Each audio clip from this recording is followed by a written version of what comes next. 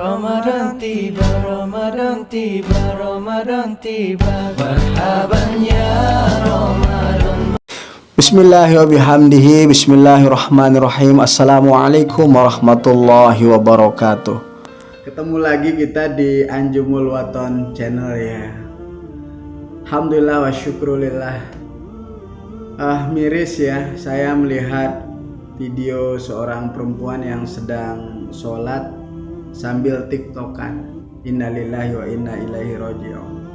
Inilah akibat dari kita tidak pernah mengaji ya, atau mengaji tapi tidak memperhatikan bahwa salah satu rukun ya dari sholat itu adalah takbiratul ihram.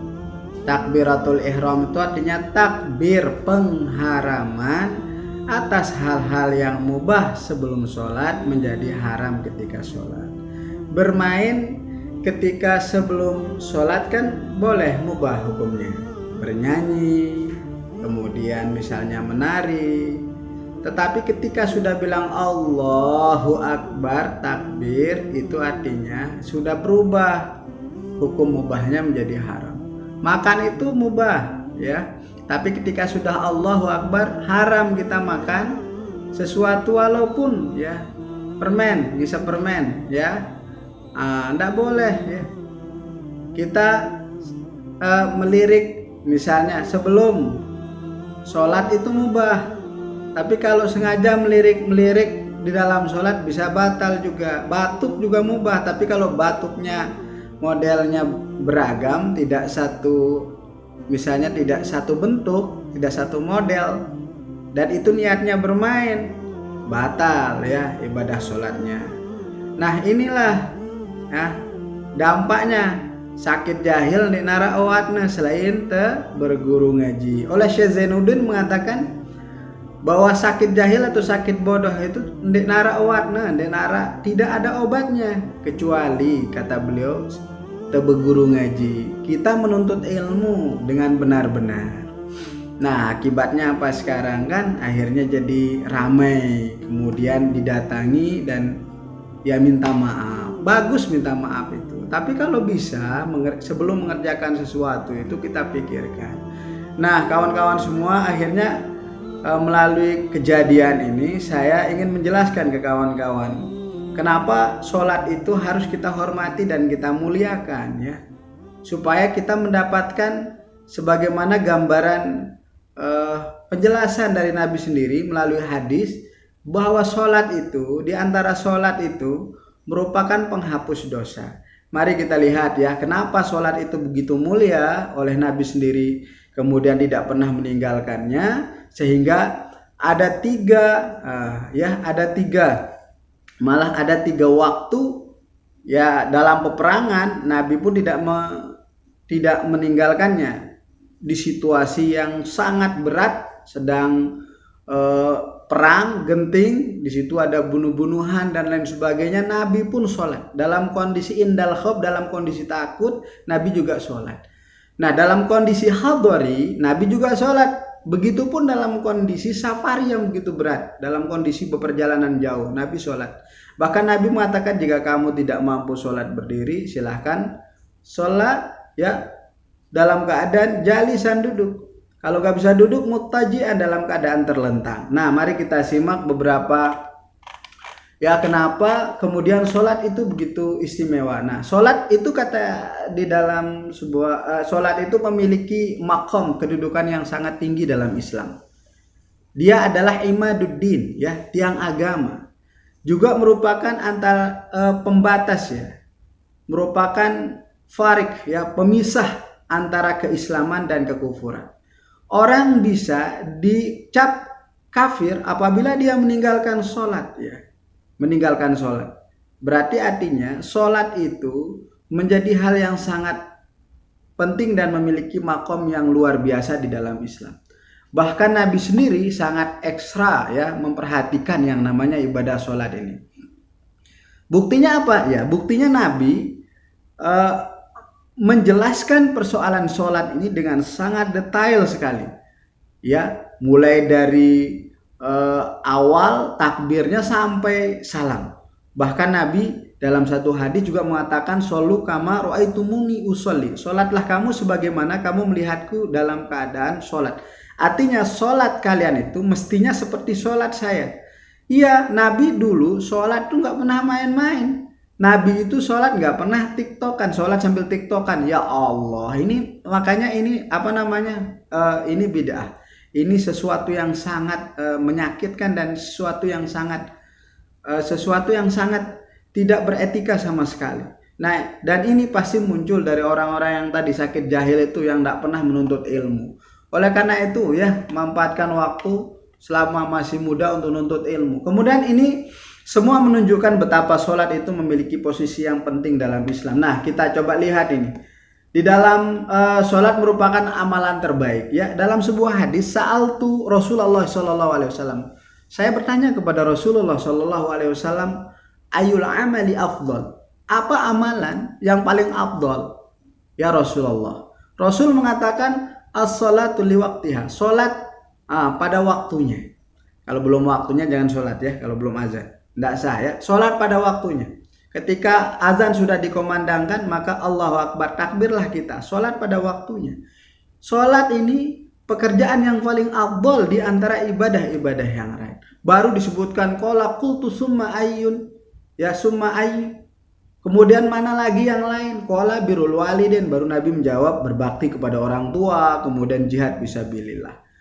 Dan kemudian yang paling penting yang perlu kita tahu kawan-kawan ya, kenapa kita kemudian begitu harus perhatian terhadap sholat ini, kita mujahadah, berjuang sekuat tenaga, sekuat pikiran, bagaimana khusyuk kita ini terjaga ketika sholat. Ya, nah kenapa? Ya karena ganjarannya yang sangat besar. Kalau orang alladzina hum an sholatihim sahun ini kan tidak mendapatkan apa-apa, bahkan mendapatkan wail ya, orang yang lalai dalam keadaan sholat. Bahkan mulai dari takbir tidak mengingat Allah sama sekali. Yang dia ingat adalah mainannya, rekannya, partnernya, networkingnya dan lain sebagainya. Itulah yang dia dapatkan, tapi dia tidak mendapatkan apa yang digambarkan oleh Rasulullah SAW. Masalus sholawatul khamsi, perumpamaan sholat 5 waktu itu adalah kamasali naharin jarin, seperti perumpamaan sungai yang mengalir ya, ala babi ahadikum, mengalir melimpah di depan pintu rumah kalian. Ya Allah, Rasulullah menggambarkannya seperti sungai yang mengalir melimpah airnya di depan rumah kalian. Kemudian ahadikum yaghtasilu minhu kulla yaumin khamsa marratin. Kemudian setiap kalian ini ya mandi dari sungai yang mengalir melimpah di depan rumah kalian itu 5 kali setiap hari. Bagaimana coba kita bisa bayangkan betapa bersihnya kita dari kotoran-kotoran yang sifatnya physically ini. Nah, inilah yang keutamaannya. Jadi kita bersih. Makanya salah satu solusi ya, solusi saat ini supaya kita terhindar juga dari virus coronanya dan virus-virus yang lain adalah perbanyak berwudu ya. Dan perbanyak wudu untuk ibadah sholat 5 waktu ya. Nah kemudian yang lain ini misalnya tentang bagaimana sholat itu berfungsi untuk menghapus dosa kita. As-sholawatul khamsu wal jumu'atu ilal jumu'ati wa ramadhanu ila ramadhana mukaffiratun ma bainahunna idza jtanabal kabair. Coba sholat 5 waktu ya, dari Jumat ke Jumat, dari Ramadan ke Ramadan yang lain, itu mukaffiratun, sebagai penghapus dosa, ma bainahunna, di antara keduanya, idza jtanabal kabair, selama pelakunya menjauhi dosa-dosa besar. Artinya apa? Selama orang sholat zuhur ke sholat asar, maka di antara zuhur dan asarnya itu penghapus dosa. Sholat zuhur itu akan menghapus dosa di antara asar. Nanti asar ke maghrib begitu. Nah, dari Jumat ke Jumat begitu juga. Nah, tapi saat ini kan Jumatan kita tidak ditiadakan. Kenapa? Karena ada situasi darurat ya. Tetapi kalau kita melaksanakan sholat berjamaah di rumah, maka kita akan mendapatkan pahalanya karena situasinya yang tidak memungkinkan. Nah, kemudian ibadah Ramadan sampai hari ini Allah ya, balikna Ramadan, mudah-mudahan Allah panjangkan usia kita di bulan Ramadan, ketemu Ramadan lagi. Di antara Ramadan ke Ramadan yang lain ada mukaffirat, ada penghapus dosa di antara Ramadan ke Ramadan yang lain. Tapi tentu bagaimanakah sholat, bagaimanakah Jumat, dan bagaimanakah Ramadan yang menghapuskan dosa itu? Tentu sholat yang mengikuti pertama standar operasionalnya sesuai dengan ketentuan dari Rasulullah, syarat dan rukunnya ya. Jauhi yang namanya main-main dalam sholat. Tidak ada rukun, tidak ada syarat, tidak ada rukunnya. Yang namanya sholat itu main-main, apalagi tiktok-tiktokan begitu itu ya. Jauhi. Ya Allah, itu merupakan bermain saat sholat itu adalah dosa besar. Kenapa? Karena kita mempermainkan Allah Subhanahu wa Ta'ala. Ini yang kadang kita tidak sadari, bahwa sholat yang kita lakukan itu menghapus dosa yang pernah kita lakukan. Justru kita buat dosa lagi di sholat di saat sholatnya. Tentu ini tidak pernah kita inginkan. Nah, kemudian juga sholat adalah cahaya di dunia dan akhirat bagi orang yang melakukannya. No, bagi orang yang paham bahwa sholat itu menjadi cahaya. Cahaya itu apa? Cahaya itu kan yang menerangi. Orang tidak mungkin berjalan dalam kegelapan. Orang berjalan itu dalam suasana yang terang, sehingga dia bisa membedakan mana batu, mana pasir, mana lumpur, sehingga dia bisa selamat. Intinya apa? Man hafadhu 'alaiha kanat lahu nuran wa burhanan wa najatan yaumal qiyamah. Masya Allah. Barang siapa yang menjaga sholat 5 waktu, menjaga rukun, menjaga syarat, menjaga kehusyuannya. Bagaimana khusyuk kalau dia lagi menari dan bermain-main, maka sholat itu akan menjadi cahaya. Nur menjadi cahaya.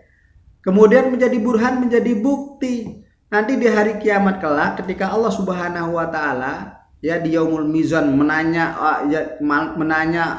menyoal banyak hal, maka sholat ini bisa menjadi bukti kuat di hadapan Allah bahwa kita ini orang baik, kita orang beriman, kita muslim ya, wanajatan, bahkan bisa menjadi keselamatan baginya pada hari kiamat. Ketika orang mencari keselamatan, ketika orang mencari bantuan kesana kemari, tidak ada yang bisa membantunya. Semua orang sibuk dengan urusannya masing-masing. Yauma yafirul mar'u min akhihi wa ummihi wa abihi wa sahibatihi wa banihi likulli imri'in minhum yauma idzin sya'nu yughni. Setiap orang pada hari itu sibuk dengan urusannya masing-masing. Ya, mestinya kita memperhatikan sholat supaya kita mendapatkan keselamatan di hari kiamat kelak. Itu makna hafadha. Wa man lam yuhafiz 'alaiha lam yakun lahu nurun wala burhanun wala najatun wa kana yaumal qiyamati ma'a Qarun wa Fir'aun wa Haman wa Ubay bin Khalaf. Ya Allah, orang yang tidak menjaga sholatnya ya, tidak menjaga rukunnya tadi itu, tidak menjaga sesuatu yang mubah menjadi haram setelah takbiratul ihram tuh, bermain, makan, minum dan lain sebagainya, maka tidak ada cahaya baginya, tidak ada keselamatan, bahkan tidak ada bukti yang menguatkan dia menjadi orang yang baik. Hari kiamat nanti dikumpulkan dia bersama Qarun, dia dikumpulkan bersama Fir'aun, dikumpulkan bersama Haman, dan dikumpulkan bersama Ubay bin Khalaf. Na'udzubillahi min dzalik. Yuk jaga ibadah sholat kita dengan cara mengaji pertama tentang bab sholat, baru kita bisa menjaga. Kalau kita belum ngaji bab sholat, gimana kita mau menjaganya dengan baik? Kedua, ya jaga kualitas sholatnya, khusyuk kita ya, mujahadah lah, jangan sampai kemudian kita diganggu ya dengan hal-hal yang sifatnya duniawi.